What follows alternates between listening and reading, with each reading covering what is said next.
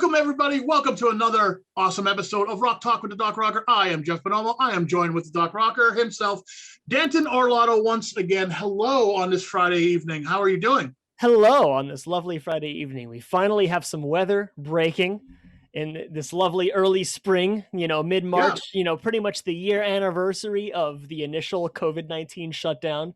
And here we are a year later, hunkering down, doing stuff online, doing our little podcast and having a good time. So there is light in the tunnel, I will say. There is light in the tunnel, I'll say. Definitely. Yes, there is. Definitely. It feels like there is hope. So what are we talking about today? So today we're going to take a nice little adventure off the beaten path, if you will.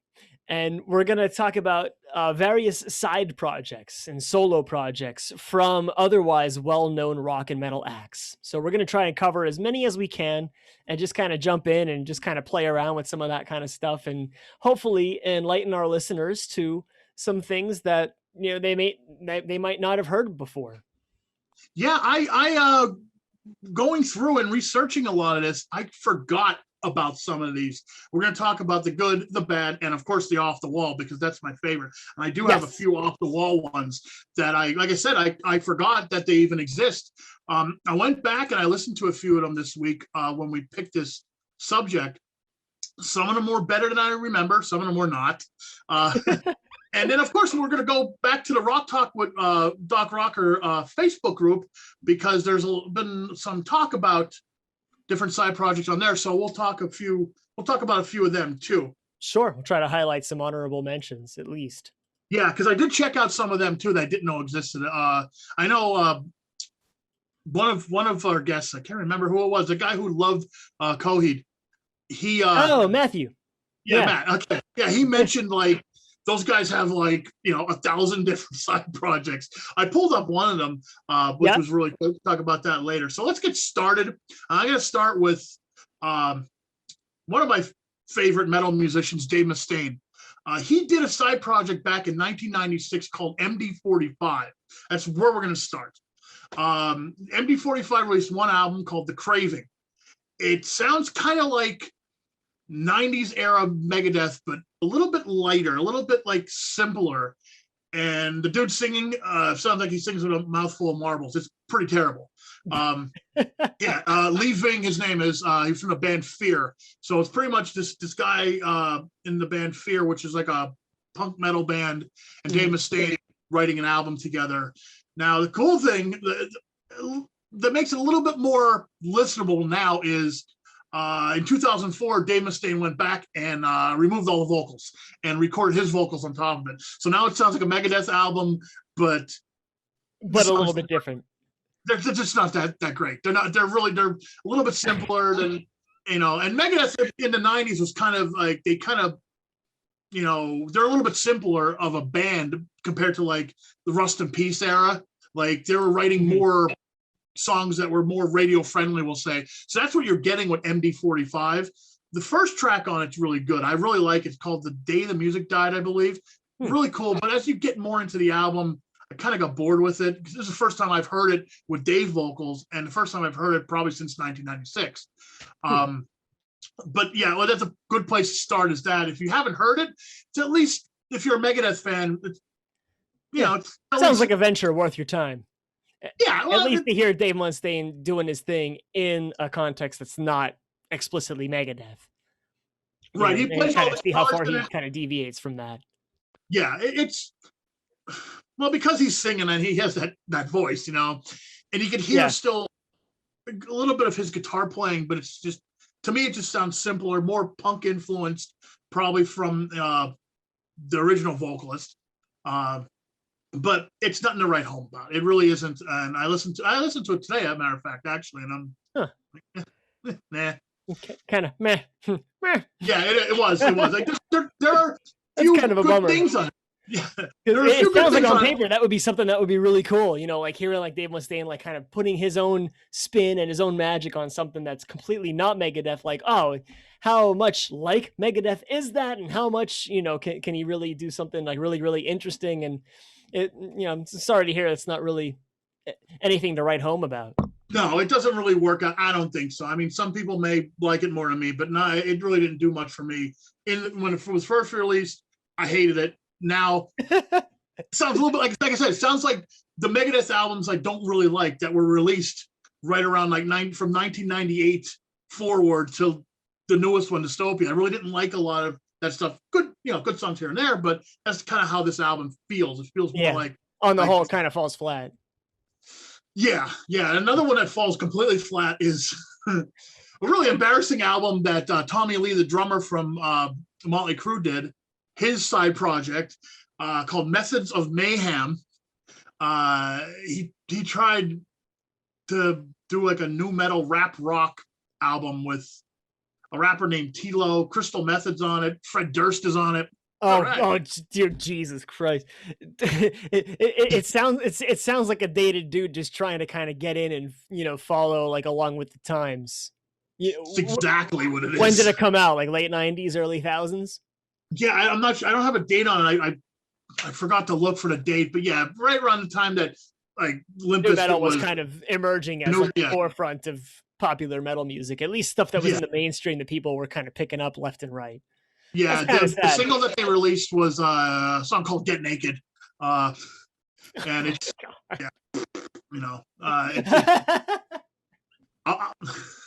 now I'll move on to the one that's really good though. This is a rapper that did a metal album, Ice-T with Body Count, man. I never heard that. You never heard Body Count? Oh, no, I never. Man. I mean, rap is like the thing I know like the absolute least about. So check out Body Count. There Goes the Neighborhood is a fantastic song. That was like their first single. And in 1992, it just blew us away, man. Like Ice-T came out and he had a great band behind him. Ernie G, the guitar player, he was actually the one that mixed the worst Black Sabbath album ever, Forbidden. But that's the Ice-T Black Sabbath connection that I talked about in another podcast. That's where it comes from. But Body Count's first album, I don't have all their albums. They just got back together a couple of years ago, released a new album. They do a Slayer cover. I want to say it's Rain and Blood, but I'm not sure, which is really good. They do a cover of Suicidal Tendencies, Institutionalized. But back to their original album, Body Count, it's great. It's heavy. It's good, heavy metal from the early 90s. 1992. Now, are we talking like kind of, is it going to be kind of Rage-ish of like, we have like these real like heavy guitar riffs, but like with rap vocals on top? Is it similar to that, or is it kind of different? Part of it, yeah. Part of it's similar, but he does some more shouting, we'll say. Okay. He does, I mean, he sounds like a little more metal-ish or a little more rap-ish? I'd say more rap-ish. It's okay. You could say it could be like really interesting for sure. It's good. Oh, it's really good. I haven't listened to it in a while, but it's. I remember it blew me away in 1992. It was there was nothing like, especially from someone like. And that sounds pretty early for stuff like this, like that kind of like mixing of those two grossly polar opposite genres really coming together. I feel like 92, like Rage is one thing because that was kind of like what they were. That was like their thing even as early as that. Because wasn't there a debut earlier that same year? It may have been, yeah. I think it was 92 that they did their first right around album. the same time, yeah. Yeah, like that was kind of like a special thing, but like having this like real like meshing of like two very, very different styles, I think could be really, really interesting. So I'm going to check it out. Rage actually does. I'm looking them up now. Rage actually predates this album. They were formed in 1991. I don't know. Let's see. I'm looking up where their first album came out. I want to say it was 92. Because I just listened to it a couple weeks ago, and I remember seeing the date and thinking, "Wow, that's a lot earlier than I thought it would have been." Yeah, it probably is because if they formed in 1991, their first album, Rage Against the Machine, came out in 1992. So they formed right around the time this was going on. That's really. But the rock rap thing, does predate that. It goes back to Bring the Noise by Anthrax and Public Enemy, and of course Anthrax, I'm the Man. So they Ice-T kind of took that and ran with it. There's a lot of some Sabbath worship in this too, so it does have that groove like Rage does, but Zach and Ice-T are two different rappers. You know, I mean, they sound completely different. So Ice-T, it's great. I really like this a lot. It's so you should check that out. That's I'll have to very check it out. Yeah, definitely. Yeah. And let me know. Yeah, let me know what you think of it. It may sound a little dated now since it was recorded in '92, but they do have a couple albums out. Like I said, they have a newest one. The newest one came out not too long ago, maybe 2 years ago. So they're still doing it, which is cool. There should be more bands like that. But yeah, it was really great to see someone like Ice-T, who was huge in the rap world, to really embrace metal, like real metal, like Sabbathy metal. Yeah, so yeah. Cool. Yeah, that kind of thing sounds unheard of to me. So since we're speaking about Sabbath, let's talk about some classic stuff. Let's go to you. What do you got? Well, as far as Sabbath goes, as far as like big, crazy side projects goes, it's something we may have mentioned. I don't know if this is on record on one of our previous episodes, but we talked about that really just unearthly collaboration between Kerry Livgren, the guitar player and mastermind behind Kansas, and all of their like 70s golden era stuff. He's the guy that wrote Carry On Wayward Son, In a Night, the guy who's responsible for Dust in the Wind, all of their like real big famous like stuff. And then some.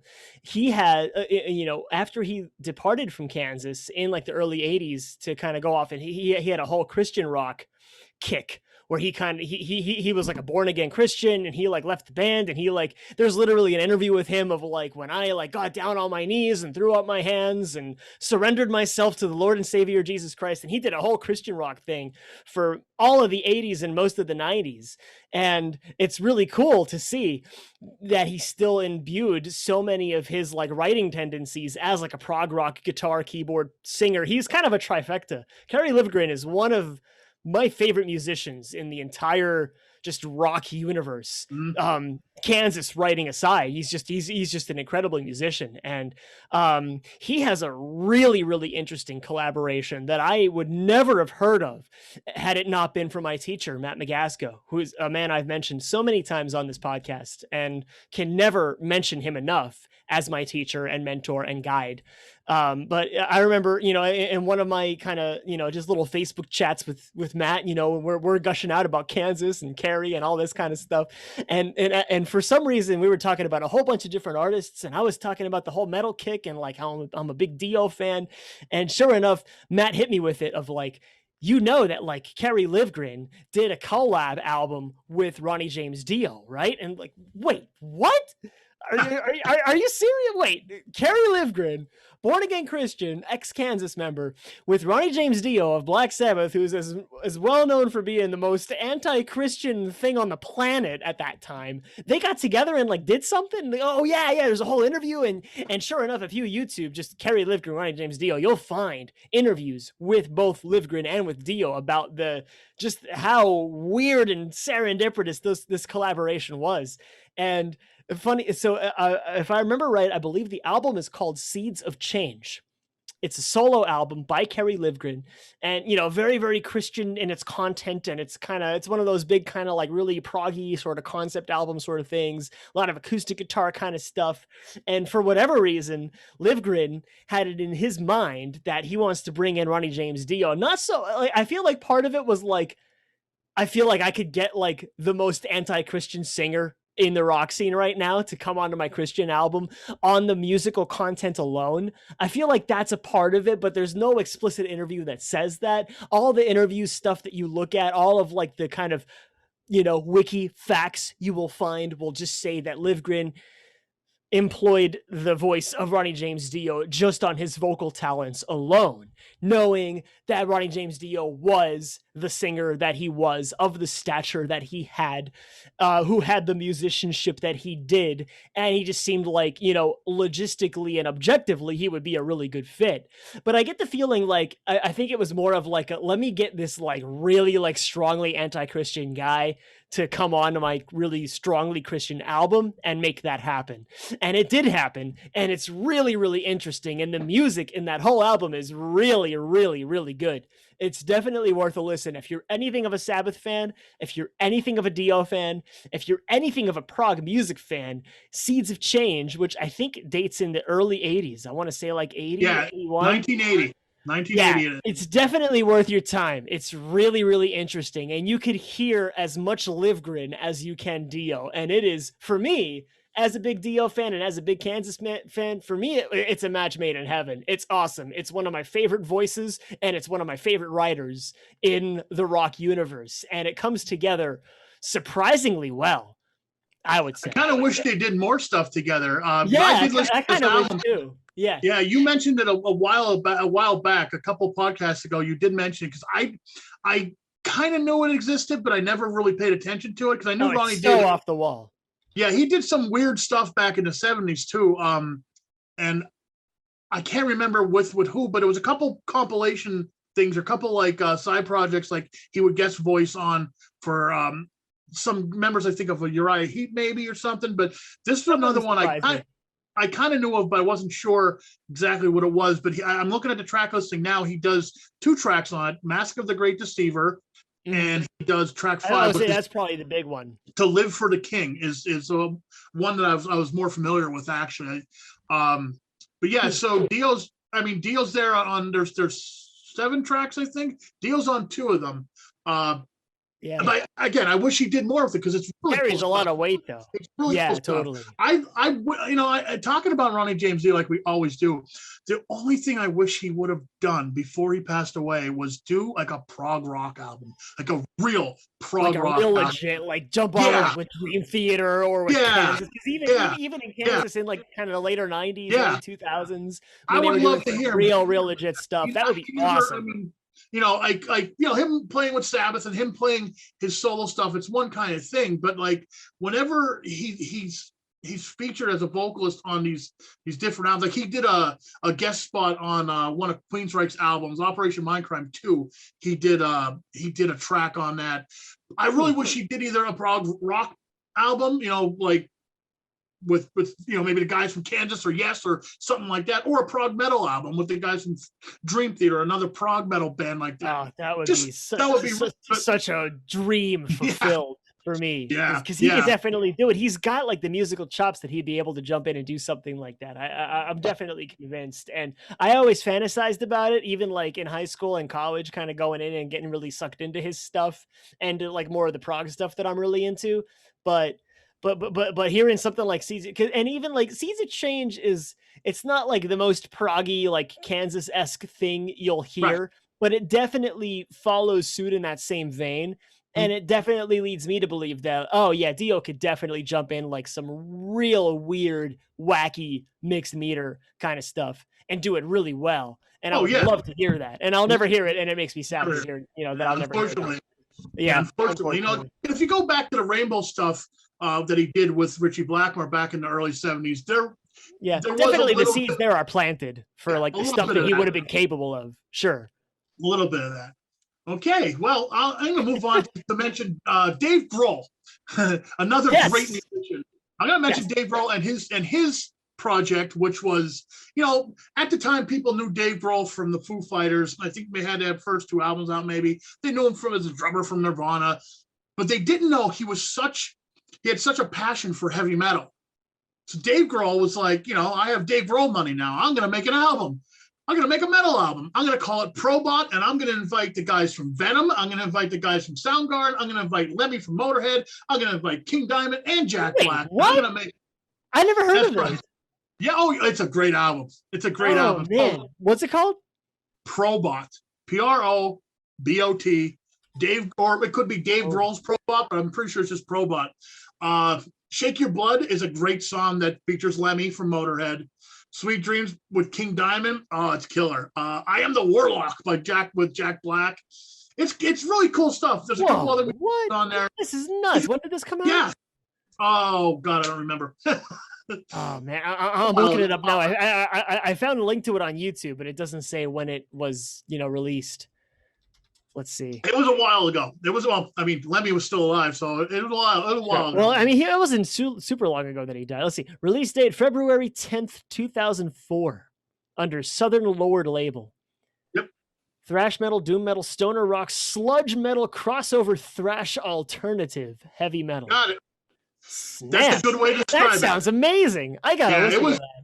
It's good. There's some of the songs aren't as good as others, but it's cool. And there's a different singer on each one, and it's good stuff. It really shows that Dave Grohl, any respect, and he's kind of the pioneer behind the whole thing. Oh, he's the mastermind, the engineer. He did the whole As far as I'm sure everyone helped write, but he was like, I want to do this, so he did it.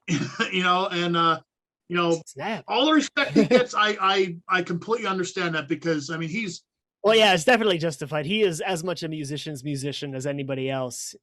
Even though the stuff he's most well known for is really, quote unquote simple, like really accessible, kind of like grungy stuff, like simple alternative. I can't tell you how many of, Foo Fighters and Nirvana songs I've taught in my day at various like rock and roll. But if you listen to some Foo Fighters stuff, there's always these little things they throw in there to throw you off, though. When you try, I know when I try to learn Foo Fighters stuff, it's always like, oh wait, there's this little extra thing here, or whatever. It's a little bit more complicated than Nirvana. Yeah, he definitely cuts the mustard. He's one of my favorite musicians, and I'm not even really big on that whole genre in general, but he's one of my favorite musicians. Either am I, but I know active and alive right now. When I know he's putting something on, I know it's going to be pretty good. It's going to be solid at least. Yeah. And he just was like, I love metal, so let's do it. Another guy I'm going to mention next is Zakk Wylde.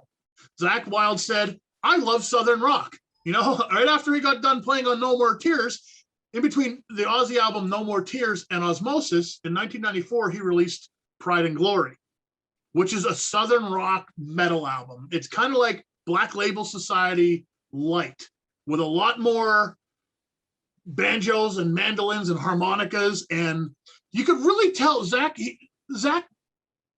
toys with this kind of sound a little bit on the Mama I'm Coming Home song from No More Tears. He kind of does that, slide guitar thing, and kind of has that little bit of a Southern rock feel, that song. Well, he just took that to the next level with Pride and Glory. And and he sings, plays guitar, and then he has a whole bunch of backing musicians with him. He originally wanted to call it Leonard Skinhead, and I'm kind of glad he did. Yeah, he kind of would have damned himself to controversy and obscurity. Yeah, definitely. But Pride and Glory, one album they did. He called before he went back to Ozzy, then he started the Black Label Society thing. But just one album, Pride and Glory, it's really, really good. And if you like Southern rock, if you like that Leonard Skinner type vibe, with some metal thrown in, there's a couple songs on there that are pretty heavy stuff. Pretty heavy riffs. Pretty heavy, but it still has that Southern. It's like Southern metal before Southern metal was a thing, and Southern metal is a thing. But it's good. But there's a lot of stuff that's just straight up Southern rock. This is another one I listened to today on my lunch break. I listened to this one, and again, this is one I haven't listened to since 1994 probably, and that one was good. This one is probably gonna get a couple more spins in the next couple weeks. I totally forgot about this one, but it's really good. Just listen to the first track, you'll get an idea of what the whole album offers. But it's good. Interesting. Yeah. I'm not sure if you knew about that one. That one came out. No. I definitely, I don't know very much about Zakk Wylde. I know he played with Ozzy. I know he's like well known as one of the top guitar virtuosos of all time, but I know his playing, I know his style of playing, but aside from that, no, I don't know nothing. That's the thing about Zakk. You know it's him usually. When you hear the guitar riffs that he writes, it's him. That's all I'll say about that. He does that whole kind of harmonic squeaky thing going on like all the time. Yeah. A lot of the pinchy stuff. Yeah, right. Yeah, cool. Next on my list, I have Jason Newsted's album that got him kicked out of Metallica. In 2002, he released an album called he formed a band called Echo Brain. They released one album, and it's real weird because like Jason always, like back in 2002 when Metallica was kind of like not really being a metal band as much as they used to be, I'll say. Like the load reload era was kind of there and gone already, and they weren't like the Ride the Lightning Metallica, you know. Jason always was like the biggest like metalhead in Metallica. Like he like worshipped heavy metal, like Lars used to worship heavy metal back in like 1980, you know. And then Jason turns around and releases an album with this band Echo Brain, and it's like an alternative rock album. It's not a metal album. It's not really a metal album, you know. It's not that great. And got him kicked out. They got him kicked out of the So that's one to steer away from. If you want it, if you're interested, listen to it. But I didn't like it. I guess if you're a diehard Metallica fan, like, you know, let me at least exhaust all the possibilities of what these other artists in the band were able to do. So and then at the time, like Metallica was very like, we don't do side projects, we're just Metallica. And Jason's like, well, then I go do Echo Brain. And he's like, they're like, well, then you're not in Metallica anymore. And he's like, all right then. See you later. And that's pretty much what happened. That's and James Hetfield went on record of saying, like, if you're gonna do Echo Brain, you can't be in Metallica. So and that's pretty much how it went down. But Echo Brain, really strange and really silly to me, you know. And especially like speaking of like kind of like real big metal acts that had like a kind of tangent thing in the 90s, you know, we got to talk about Maiden and what Bruce Dickinson was doing around the same time. And I feel like in his case, it was kind of the opposite thing where he's like, you know what? I love Iron Maiden. They're awesome. But, you know, I want to go off and do my own thing. And he just kind of left. Is that correct? Is that the story? Bruce Dickinson kind of branched off, and then, you know, Harris said, get out and, you know, do your own thing. We'll get somebody else. And then, you know, after Fear of the Dark, you know, they did one more tour and then that was it, right? 92. Mm-hmm. Well, Bruce's first album, Tattooed Millionaire, I think was like 89, maybe 89, 90, something like that. Oh, okay. So it started while he was still in it. Okay. Yeah. So that was his side project. He wanted to do a solo album, and that was that. But then his second solo album, Balls to Picasso, which I spun a couple weeks ago, and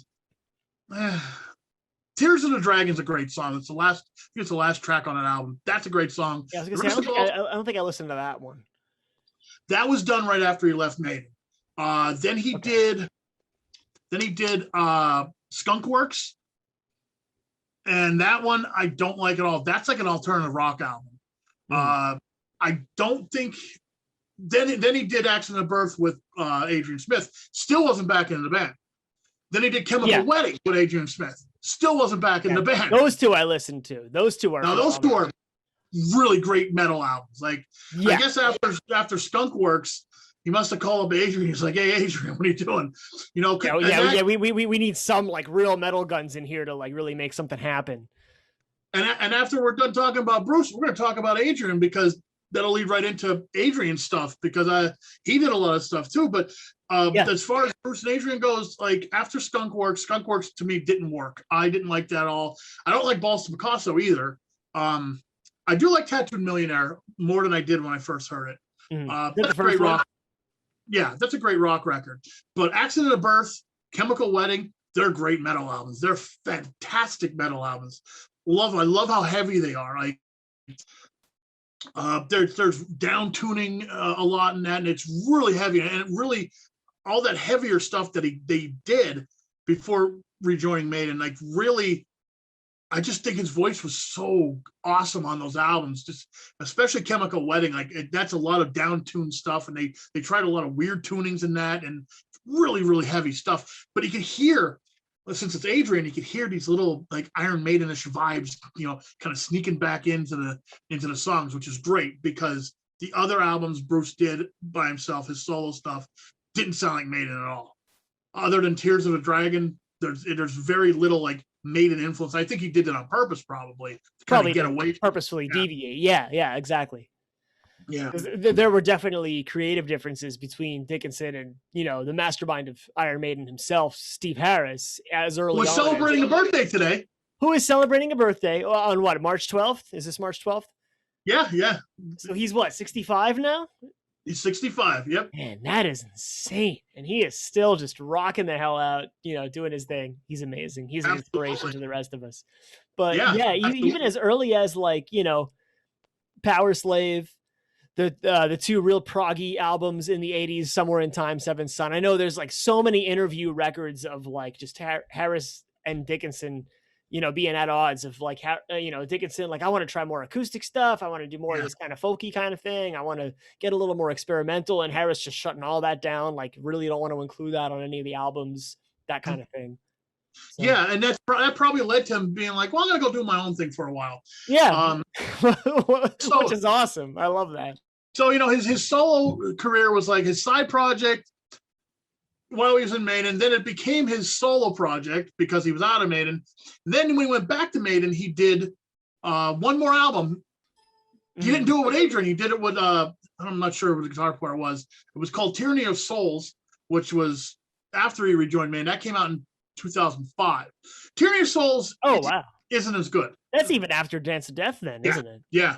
He went back and did one more. Yeah, Tyranny of Souls. He hasn't done anything solo since, but he probably doesn't have a lot of time to do that. Well, I mean, now everyone has time. Sure. Yeah, but between getting an honorary doctorate and being a world-class fencer and being a pilot and an author and doing all this stuff with Maiden, and then we had Matter of Life and Death and The Final Frontier and Book of Souls, and now they got another album coming out. Who knows when, but definitely in the near future. And I am beyond pumped because Book of Souls was fantastic. Absolutely was. I had the pleasure of seeing them twice after that album came out before COVID hit. And each concert was just an absolute balls to the wall phenomenon of like all of their best stuff. And like, they were like, you wouldn't think the guys are in their 60s. It's just insane, like how well they perform and how much energy they have on stage. And sure enough, if we let ourselves keep going, this is going to quickly turn into another Maiden episode, but we should not do that. So let's deviate. Let's get away. Wait. Well, let's not deviate yet, though. We got to talk about Iron Maiden for a little bit more. Not really Iron Maiden, but Adrian Smith. Okay. He has a couple projects that you should check out, and one that I really don't care for. ASAP was his first side project. I think he was still in Maiden at the time when he did ASAP, which was Adrian Smith and Project. If you ever heard the song Reach Out by Iron Maiden, it's a B-side. Adrian, I believe, is singing. That's what it sounds like. It's more melodic rock with a little bit of heaviness.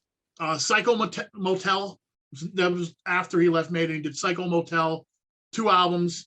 They were pretty good, if I remember correctly. He did one called Primal Rock Rebellion, which I thought was horrible. Now, of course, he's doing. He's about to release an album with Richie Kotzen, which is probably going to be really cool. That's the Adrian Smith side projects right there. And before we move on, gotta mention Steve Harris's side project, British Lion. Yes. Okay, I didn't care for it. I know you. I think you liked it more than I did. Actually, I think you mentioned it. I listened to the first album and was like, "This is really solid, good, dope stuff." It's solid British heavy metal. Yeah. I probably won't go back to it. Like by the end of the album, it kind of like got a little stale for me, and I was like, if I'm gonna listen to stuff like this, I'm better off just going back to Maiden or exploring more like Judas Priest or something like that, like some older stuff. But it's definitely good. There's nothing inherently bad about it. It's just more of the same kind of thing. Yeah, I didn't mind the straightforwardness of the songs as much. I didn't really like the vocalist. I didn't, but then I guess subconsciously in my head it's like, it's not Bruce. Yeah, you're spoiled by Maiden with Bruce Dickinson, or the likes of Rob Halford. They're just so much more energetic and enthusiastic and more fun to listen to. Not that the singer of British Lion is bad; he's really good, but he just doesn't. He doesn't quite deliver like that same oh, this is awesome. I really want to get into like when I heard Dickinson for the first time on like some of like Maiden's like Golden Age stuff, things off of Number or Power Slave or Peace of Mind. It was like, I got to check these guys out. I got to get this whole discography ASAP. And that was what started the whole journey and me falling into that rabbit hole with Maiden. But the same thing didn't happen when I heard British Lion. It was more like, all right, this is great. It's good. There's nothing bad about it, but it just doesn't have that special element that just really hooks me in. But that's just me. That's me. I'm spoiled.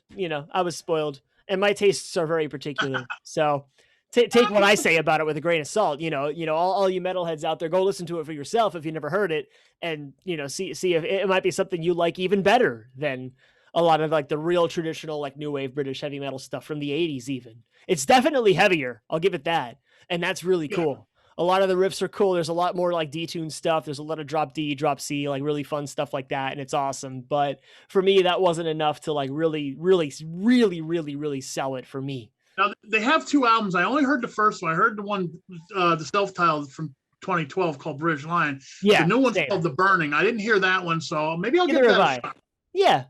Yeah, definitely. That one might be that one might be like a Killers to Maiden comparison. Where like maybe it's the same style, but it is just so much better as far as better production and better mixing and better content.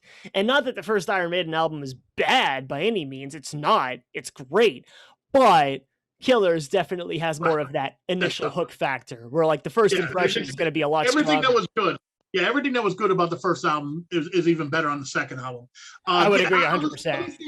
Anything that anyone from Maiden does, I'll listen to at least once. So that's how I feel. Even I even tortured myself with Bruce Dickinson's kids bands. So there you go. That we won't even get into that. Okay, yeah, that's a whole other topic for another day. Let's move on. Yeah, exactly. That could be a good topic, though. Really good, awesome metal musicians and their kids who, aren't as good. Let's talk about another really good singer, Joey Belladonna from Anthrax. Let's talk about what he does. Yeah, sure. Because enlighten me, because I really don't know. Joey's a special kind of crazy. We'll say that. When he's not touring with Anthrax, you can find Joey behind a kit of drums with a cover band, singing and playing drums in a band called Chief Big Way.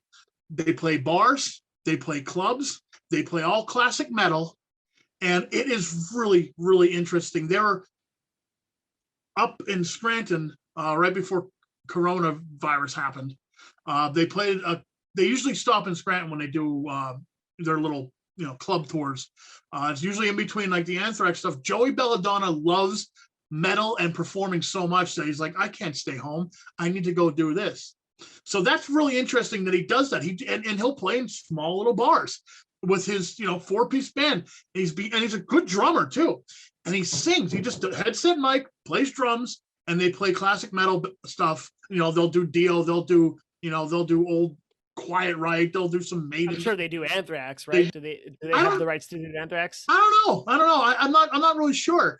But it's all classic metal stuff. It's more, I think, radio friendly classic metal stuff. I don't think they go that heavy with any kind of big 4 stuff. I think it's more classic stuff. Classic 70s and 80s some of metal the hair stuff. Things too, like more party kind of bar stuff. Some of it, but it's a lot of like Dio-esque stuff and more serious stuff. I've heard him do I want to say I've heard him do some Bon Jovi too, but I could be wrong. You can look him up on YouTube. There's a lot of Chief Big Way videos. Now, another thing he does, which is really, really cool, is Belladonna's Journey Beyond. He does a Journey show. If you want to hear Joey Belladonna sing Steve Perry, it's pretty damn cool. It's pretty impressive. I feel like that would be something that could potentially be really, really good because he's got the same range for it and a kind of similar vocal timbre. Now, does he sound a lot like Steve Perry? Is he like right on the money or is he a little different? Well, he's a little different, but I think he does a great job. Okay. I think he does a really, really good job. I would go close. Yeah, I'd go see him. I'd go see him do Journey any day of the week. He has a great voice, man. Those are big shoes to fill because Steve Perry has a real powerful voice and a real expansive range. Well, not just anyone can sing his stuff. That's one of the things to me that separates Anthrax from the rest of the big 4 is that guy could sing. That gives Anthrax a totally different like thrash metal sound. We got Doggy in the Zoomiverse. Yeah. All right. Little doggy's coming. Bring her up.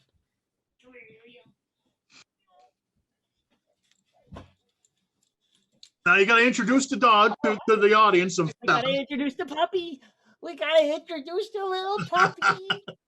Oh, yes. Yeah, one of my dogs got a cameo last week, so Midnight gets a cameo this week. Yeah, sure. But yeah, Lucy got one last week. Yeah. So Lucy got one last week, so I'll have to bring my other. Yeah, that's true. Yeah, you usually hear and that's funny because Minna came up last week Yeah. too, but she just got pets and then that was it, and I just kind of let her go. Lucy was enjoying her dinner in here, but yeah, usually you can even hear my dogs in the background sometimes, because if anyone gets within 100 feet, or sorry, 100 yards of my house, they start freaking out.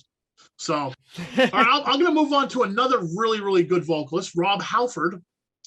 Yes, who's done a lot of solo stuff. Yeah, but back in the 90s, he also did an album that I really don't like called Two. Formed a band called I never heard Two. There's probably a reason. It was an industrial metal band. Okay. John Five on played paper guitar. It sounds awesome. John Five played guitar on it. Trent Reznor produced it. The album's called Voyeurs, and the one thing I didn't like about it, and it just sounds like it could be amazing. Yeah, there's like 3 keyboard players, but I didn't like. First of all, I don't like when you use a number for a letter, and so I'm pretty sure they spell it the number 2, W-O. So it's like 2. Oh God, 2. I don't like that. That's kind of silly. It's kind of interesting, and like you said, on paper, it sounds like it would be really awesome. But I would love that, because that sounds like a weird, strange match made in heaven, similar to like the Livgren Dio collab of putting like Halford in like a Tool setting. Like that sounds amazing. But it's okay. I don't know. I haven't listened to it in a long time. Who knows? Maybe I would like it this time, but when it first came out, I did not like it. And but you know what? Check it out. Maybe you'll find something to like on it. I doubt it. It just didn't really do it for me. I'll give it 15 minutes. We'll see. Yeah, there you go. Another one I'm going to mention briefly because I have no information about it. It just popped in my head. The late great David Bowie. He did a side project. David Bowie's he's a solo act. In the late 80s, early 90s, I think it's the late 80s, he did a band. He formed a band called Tin Machine, and they did 2 albums. And they were more rock than anything. I listened to the one album a couple years back just on a whim, just because it was like, hey, I remember this for some reason. It wasn't bad. It was way better than I remember it. Oh, he got bashed by the critics and stuff like that. Like, what David Bowie doing in a rock? Sure. But Tin Machine was pretty neat. So, man, that's pretty much all the information I have on them. It just popped in my head. I didn't include them in my notes, but that was like David Bowie kind of going from his slickest, that was like after the Let's Dance era. After he did his collaboration with Stevie Ray Vaughan, he just went from like that whole kind of like glossy MTV kind of sound to this like pre-alternative rock kind of thing. Tin Machine was a rock band, and not bad. It was interesting enough. Now here's something else that is really, really weird. I can't not end this podcast without mentioning Garth Brooks. Now you're thinking, well, Garth Brooks is a country singer, right? Okay. Yeah. Guitar player, singer, real country. Metal about Garth Brooks, but don't tell me he didn't exactly do a metal album. But in 1999, Garth Brooks did an album called The Life of Chris Gaines. He decided he wasn't going to be Garth Brooks anymore. He was going to be this person named Chris Gaines. And he released an album under the name Chris Gaines, The Life of Chris Gaines. There was a fake VH1 Behind the Music made about Chris Gaines. Yes, what? I'm telling you, it was I was sitting home the one day, it was like a hangover Sunday. I turn on VH1 and there's this guy talking. He has this black hair in his face. He has this little goatee here. And he's talking like this. And he's talking about the troubles of fame and stuff like that. And it's this VH1 Behind the Music on this guy named Chris Gaines. So I'm watching it and they're talking about the 80s and stuff and the rock bands in the 80s and how fame got to his head and stuff. And I'm like, I don't know who this is. And it sounds like he was a pretty big act. And they're showing these pictures of him dressed up in like this 80s garb with like his band. And I'm like, I don't get this. Is there a huge hole in my musical knowledge that I don't remember this Chris Gaines guy? then I realized, like, finally, I had to look it up. It was 1999, so the internet wasn't like it is now. So after some searching, I found out that it's Garth Brooks, like, playing a part. Basically, it was he adopted this Chris Gaines persona for a movie he was writing called The Lamb, which was going to be a motion picture about this fictionalized rock star who, and the fall from grace and whatever. And the motion picture never happened. So I guess he had all these songs, so we released them. He even performed on Saturday Night Live as Chris Gaines. What? I can't believe that. That's insane. I didn't make this up. Look it up. No. I feel like you can't make something like that up if you try. It's not a bad rock album. It's like, it's like radio friendly rock, but it's weird. It's very weird. Yeah, that sounds really weird. Do you got it? Do you got another one for me? Talking, in regards to our homework from last week, we talked a little bit about Rick Wakeman, the Six Wives of Henry VIII, given that he's like really most prominently well known as one of the keyboard players for Yes, but then really seeing how much solo stuff he was able to do. And like, do you really call that spin-off stuff, or do you call that just as much of a leg in that man's career as the stuff he did with Yes, and then some? You got things like No Earthly Connection. You got things like the King Arthur. I was just gonna say that the King Arthur thing he did. Yeah, he's got so much amazing solo album content that like I especially me as a keyboard guy and like a Rick Wakeman enthusiast, I know him better for all of his solo stuff. Yeah, well, than I do for anything he did in Yes. He does like the some a lot of the solo stuff he does is always like concept stuff, like you were saying, the Six Wives of Henry VIII, the myths and legends of King Arthur. That's the one I was familiar with actually. Yeah, that one's awesome. During the Center of the Earth, there's another one because I can't remember what it is off the top of my head, but yeah, like that to me, like that started probably as like something for him to do, in between the Yes albums, I guess. I don't know, Yeah, and then it kind of went into its own thing where like, at least before COVID, as far as I understood, like that was more, he was just touring, doing his own solo stuff for years and years and years and years. Yeah. Now, I know there's some kind of rather obscure stuff of his solo discography that might kind of go off the beaten path a little bit. I know there's a really cool album he has that I really enjoy called Rhapsodies, which is a whole mix of like various short instrumental bits, keyboard based drum kind of stuff, very similar to Six Wives, but it also includes a whole bunch of nods to classical music. He does like Rhapsody in Blue. He does like Swan Lake by Tchaikovsky. He does a really cool rendition of Summertime, like the old jazz standard, like some real stuff that he's not like well known for playing. And he kind of like takes it and does his own little Wakeman spin on it. He has another really cool album that I kind of enjoy, and you would probably like this. It's a whole Songs of Middle Earth compilation where he does like Rivendell and like all the different areas of Middle Earth, like from the Lord of the Rings franchise. And it's one of those things that I kind of saw it on a shelf at a CD store when I was like 17, 18, thinking, wait, when the hell did he do this? And like picking it up, and like sure enough, it's like real cool, like instrumental jams, real fun stuff. So, but I'm not sure how much of that is really, really obscure and how much of it is actually kind of well known. But yeah, I mean, his side project, what he may have started as a side project in between albums from Yes. I mean, became just as well known as anything you would have done with Yes, easily. Absolutely, so, and some of those things happen like that. Like, I'm not going to compare Zakk Wylde with Rick Wakeman, but I'm going to, because Zakk Wylde does. He does, the Black Label Society was a side project that is now, his main band probably, or he does the Zach Sabbath stuff now, where he's just re-recording Black Sabbath songs for whatever reason. Because why not, right? Because why not? There's another weird one that I just remember about a band called The Network, which is Green Day actually. Even though Green Day says it's not them, it's Green Day. They do like an 80s new wave kind of album. I'm not sure if you're familiar with that, but I listened to a few of it. I didn't know about it until someone mentioned it on I think someone mentioned it on our group, but they're called The Network, and it's like an 80s new wave kind of retro kind of album. It's not bad. I listened to a little bit. But this is another really weird one that I had to check out. Music inspired by the life and times of Scrooge McDuck. Who did that? That is the first solo album by none other than Thomas of Nightwish.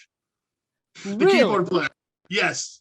The Nightwish guy did an album about Scrooge McDuck. Yes, in 2014. That sounds like another one of those like crazy batshit things that you like can't make up if you tried. Listen to it, and then you decide. I am definitely intrigued. I definitely want to check that out. I'm going to pull that up right now and put it on my queue. Now, there is one more I do want to mention. It's not a side project. Okay, it is this guy's band, and it's been him and his wife's band since 1997. Richie Blackmore, okay, of Deep Purple and Rainbow fame. Who's well known for a lot of weird spin-off kind of stuff. Right. Now, a lot of people that I know that are my age, older, that really love Deep Purple and Rainbow. When Richie Blackmore in 1997 released Blackmoores Knight, which is an album he did. Well, the album's called Shadow of the Moon in 1997. It was an album he did with his wife, Candace Knight. 90% of it is all classical guitar, acoustic guitar, folk, Celtic music, Renaissance music. There is one song there's a really nice smoking guitar solo in the middle of it. Can't remember the name. I think it's track 7, but I haven't listened to it in a while. But yeah, same here. I remember hearing of it, listening to it forever ago, and thinking this is really cool, and then I never revisited it since. I love it. So I very love Blackmoores Knight. Yeah, a lot of people didn't like it. Like I said, a lot of people that are real classic rock enthusiasts, and they're just like, sure. Richie Blackmore, what the hell's he doing? Playing these. Yeah, he's lost his touch. He's going soft. Yeah. Whatever dumb crazy '90s crap is this? Rock and roll is dead. That same song and dance we've heard so many times. But can't you hear all of that Renaissance-y type stuff in a lot of Deep Purple, in a lot of Rainbow? Look at the solo of Highway Star. Look at the chord progression of Woman from Tokyo. Look at it, half of the Deep Purple content and most of the Rainbow content. Even like their most famous track, Man on the Silver Mountain. You can't get much more like rooted in like Middle Ages lore and like the whole Stargazer like, genre. Yes, exactly. Gates of Babylon, Lady of the Lake. I could go on and on and on. So like anyone that was surprised that Richie Blackmore met this chick and started singing Renaissance-y music. Anyone that was surprised about that? I mean, really doesn't know Richie Blackmore. Exactly. Yeah, exactly. But I've seen them live. They're fantastic. And they do some Deep Purple and Rainbow stuff live too. Well, sure. They do it doesn't surprise their way. They do it their way, but it's still it's cool. I mean, it's a chill, it is a chill concert. It's you sit and you enjoy the music. I'm looking at the Rock Talk with DocRocker Facebook group right now, and there's a huge list of the people just like went off. I was like, favorite projects, and like it's like Dr. Butcher, the guys from Sabotage did Dr. Butcher. The guy from Sabotage and Trans-Siberian Orchestra is doing an album called Spirits of Fire with Mark Zonder. Okay, Matt, our buddy Matt, who we were talking about, who loves Coheed and Cambria. Yep, he's the one who mentioned Network. He's the one who mentioned the Green Day album. And he mentioned pretty exhaustive list of a lot of other stuff. Yeah, he also mentioned Prize Fighter Inferno, which I had to listen to. It's a singer of Coheed, and it's like some kind of weird techno EDM. It's really neat though. It's called Prize. Because he has a list of a bunch of them here. I only listened to that one today. That was pretty interesting. We skipped over A Perfect Circle, which was pretty much like a side project. Skipped over Liquid Tension Experiment, which has been mentioned a couple times by a lot of our friends. That whole Dream Theater spin-off thing. OSI, we skipped over like all the things that Dream Theater was involved with over the years, which is a bunch of them. Liquid Tension, OSI. There's another one that I can't remember. I'm looking here. I'm looking at the list now too. Maybe it was OSI.